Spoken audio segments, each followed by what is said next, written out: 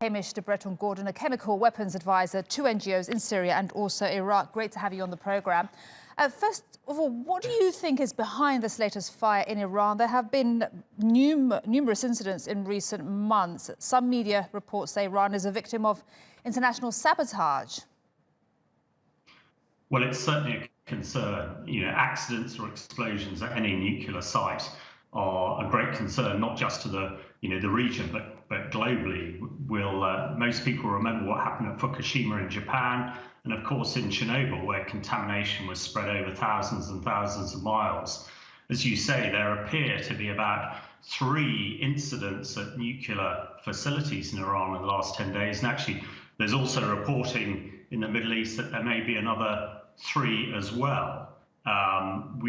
Many people remember the Stuxnet cyber virus back in 2010, which destroyed some Iranian nuclear facilities. So there is, of course, lots of scuttlebutt and information going around that perhaps this has been some sort of cyber attack or attack by some of Iran's sort of enemies. But it is a huge concern because, of course, any contamination is likely to spread from the east to the west towards the Gulf states. And of course, the West, and particularly the Americans, are very publicly displayed that any development of the nuclear capability to try and enrich uranium to produce a nuclear device is entirely unacceptable.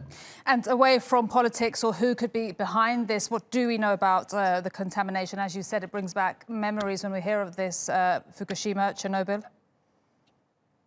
Well, at the moment, we don't know very much at all. We know that Natanz is predominantly an underground facility that is used to enrich nuclear fuel, particularly uranium. We know that was what's happening there, and a number of centrifuges, which is the device used to enrich uranium, have been damaged. It's always very difficult getting detailed and correct information out of Iran, and at the moment we don't know about contamination. But this must be a concern. As I said, most of the contamination will move from the east to the west across the Persian Gulf, and I'm sure those states are very concerned about it.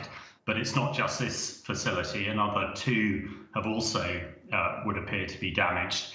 So I expect, one would hope the Iranian officials will ask international inspectors to come and help to try and reduce any contamination, which can spread for many thousands of miles. And Hamish, what is the likelihood that these are cyber attacks that is behind this? Well, it's certainly a possibility until we know more. I don't think we want to go particularly firm on anything, but there is history of these sort of things happening. However, Iran is a country that is suffering massively from sanctions, and some of its facilities are not in the sort of state that one would expect in modern countries in the Middle East and the West. And accidents seem to happen rather more often in Iran than elsewhere. So I think at this stage, one wants to keep an open mind. The Iranian officials seem to be suggesting and pointing towards a cyber attack, potentially an Israeli special forces attack. But these are challenging times at the moment, and I don't think we want to do anything to pour additional fuel on this particular event. We'll call for cool heads to look at this. It could just be another of the many accidents that we see in Iran, but because there have been cyber attacks before on nuclear facilities, one must be alive to that. But cool heads at the moment, and as much help as we can get to make sure that if there is any contamination, then it is kept to a bare minimum. Hamish de Bretton-Gordon, thank you so much for your analysis and your time here on CRT World.